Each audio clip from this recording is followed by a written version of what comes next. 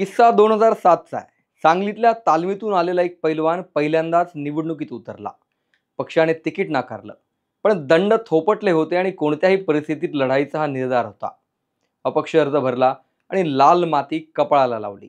निवडणुकीच्या आखाड्यात उतरलेल्या या पैलवानाने पहिल्याच लढतीत सलामी दिली आणि जिल्हा परिषद गाठली. दुष्काळी भाग असलेल्या माणखटावच्या जयकुमार गोरेंची ही स्टोरी आहे. देवेंद्र फडणवीसांनी सर्वात वजनदार खात्यांपैकी एक असलेल्या ग्रामविकास खात्याची जबाबदारी ज्या गोरेंवर दिली आहे, ते गोरे एवढे वजनदार नेते का बनले?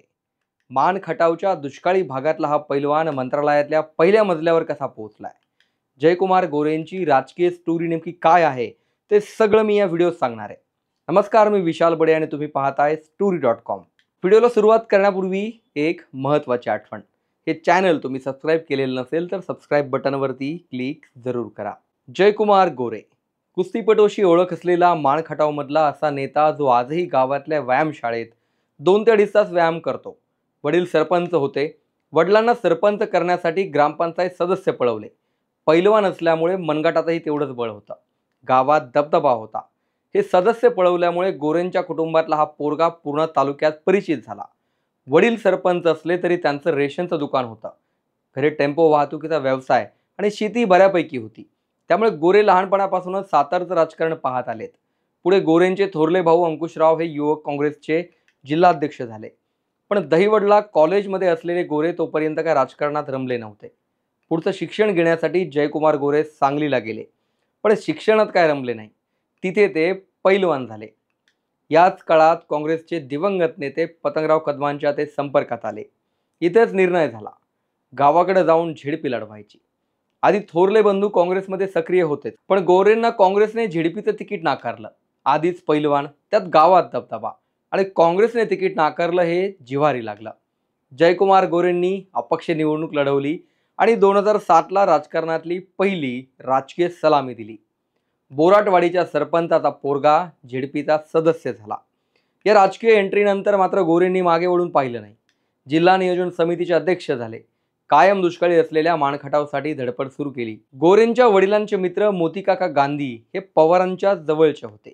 या मोतीकाकांच्या मुलानेच गोरेंना झेडपीला निवडून आणायला मदत केली आणि तालुक्यात तरुण नेत्यांची मोठी फळी तयार केली. त्यात पुढे 2009ची लोकसभा निवडणूक आली. नव्यानेच माढा लोकसभा मतदारसंघ तयार झाला होता. पवारांनी बारामतीची जागा लेकीसाठी सोडली आणि स्वतः माढ्यात लढायला आले. जयकुमार गोरेंचा मतदारसंघही माढा लोकसभेत होता. वडिलांचे मित्र पवारांच्या जवळचे, त्यात पवारांविषयी सातारा जिल्ह्यात प्रचंड आदराचं स्थान. त्यामुळे गोरेंनी पवारांसाठी सगळी ताकद लावली आणि माणखटावमधून लीड दिलं. पवार जवळपास 3.25 लाखांच्या फरकाने निवडून आले. भाजपच्या सुभाष देशमुखांचा दारुण पराभव झाला. रासपकडून असलेल्या जानकरांनीही लाखभर मतं घेतली. त्यानंतर पुढे निवडणूक आली ती विधानसभेची. झेडपीत कामाची हवा, कार्यकर्त्यांची फौज तयार केलेल्या गोरेंनी विधानसभेत दंड थोपटले आणि राजकारणातली दुसरी सलामी दिली. 2009ला गोरे पुन्हा एकदा अपक्ष निवडून आले, पण यावेळी त्यांनी साताऱ्यातली झेडपीची इमारत नाही तर मुंबईतलं विधान भवन गाठलं. सरपंचाचा मुलगा आता आमदार झाला होता. गोरेंनी पुढे आमदार झाल्यानंतर आघाडी सरकारसोबत राहणं पसंत केलं. पवारांसाठी जेव्हा लोकसभेचं काम केलं तेव्हा पवारांकडून काही अपेक्षा व्यक्त केल्या होत्या, पण पवारांनी नंतर जयकुमार गोरेंची कामं सोडा त्यांना ओळखच दिली नाही. उलट माणखटावमध्ये राष्ट्रवादीची एक फळी तयार केली. इथेच वादाची पहिली ठिणगी पडली. गोरे आणि पवारांमध्ये संघर्ष पेटला. आमदार असलेले गोरे केंद्रात मंत्री असलेल्या पवारांच्या विरोधात जाहीरपणे बोलू लागले. त्यात दुसरा एक सेटबॅक गोरेंना आमदार झाल्यानंतर बसला, तो सख्या भावाकडूनच. धाकटे भाऊ शेखर गोरेंना सभापती व्हायचं होतं, पण सगळं एकाच घरात नको म्हणून जयकुमार गोरेंनी हे पद दुसऱ्या कार्यकर्त्याला दिलं. यानंतर शेखर गोरेंनी जाहीर विरोधात भूमिका घेतली आणि जयकुमार गोरेंनाच आव्हान दिलं. 2014ला शेखर गोरेंनी रासपच्या तिकिटावर भावाच्याच विरोधात निवडणूक लढवली, पण जयकुमार गोरे सहज निवडून आले. 2014च्या निवडणुकीनंतर मात्र राज्यातलं आणि देशातलंही राजकारण पूर्णपणे बदलून गेलं होतं. केंद्रात मोदींचं सरकार आलं होतं तर राज्यात फडणवीसांचं सरकार आलं.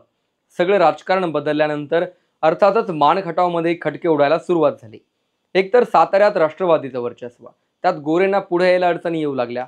पवारांशी आधीच वैर, त्यामुळे काँग्रेसचे आमदार असलेले जयकुमार गोरे खऱ्या अर्थाने भाजपकडे वळले ते 2019च्या लोकसभा निवडणुकीत. गोरेंचे जिवलग मित्र आणि तेव्हाचे काँग्रेसचे जिल्हाध्यक्ष रणजितसिंह नाईक निंबाळकरांना काँग्रेसने लोकसभेचं तिकीट नाकारलं। परिणामी रणजितसिंह नाईकांनी पक्ष सोडला आणि 2019 ची लोकसभा निवडणूक भाजपकडून लढवली। गोरेंनी मैत्रीचा धर्म काँग्रेसमध्ये असतानाही निभावला। काँग्रेसच्या आमदाराने माढ्यात भाजपच्या उमेदवाराला जाहीरपणे मदत केली आणि नाईकांना निवडूनही आणलं। मित्र खासदार झाला होता, त्यामुळे गोरेंचंही काँग्रेसमध्ये मन लागत नव्हतं। अखेर 2019च्या निवडणुकीआधी कोल्हापुरातल्या अमित शहांच्या भव्य सभेत जयकुमार गोरेंनी भाजपात प्रवेश केला। साताऱ्यात पवारांना नडणारा पहिला भिडू फडणवीसांना इथेच मिळाला। गोरे भाजपात आल्यानंतर साताऱ्यात भाजपची थोडी का होईना पण ताकद वाढणार होती। उदयनराजे आणि शिवेंद्रराजे सोबत आले खरे, पण त्याआधी गोरेंनी मानखटावमध्ये पहिल्यांदा कमळ फुलवलं। 2019ला गोरे आमदार झाले ते कमळावर।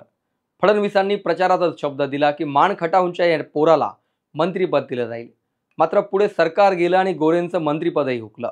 पण फडणवीसांनी 2022 मध्येच गोरेंकडे साताऱ्यातील भाजपचं नेतृत्व दिलं आणि हात मजबूत केले।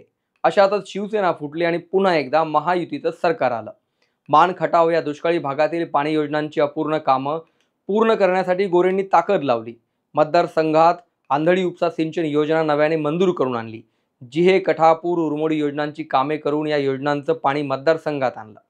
टेंब उपसा सिंचन योजनेसाठी 2.5 TMC पाणी नव्याने मंजूर करून 750 कोटींची कामं सुरू केली। मतदारसंघात रस्ते, पाणी, वीज या मूलभूत सुविधांवर कोट्यवधींचा निधी खर्च केला। फडणवीसांनीही गोरेंचे हात प्रचंड बळकट केले। साताऱ्यात राष्ट्रवादीला शह देणाऱ्या नेत्याची फडणवीसांना गरज होती आणि तेच काम गोरेंनी केलं। राष्ट्रवादीचं प्राबल्य असलेल्या साताऱ्यात गोरेंनी कमळ तर फुलवलंच, पण ते पवारांना सतत नडत राहिले। बूथ लेवल पासून ते केंद्र प्रमुखापर्यंत संघटन तयार केलं। गोरे फडणवीसांच्या मर्जीतले नेते बनले।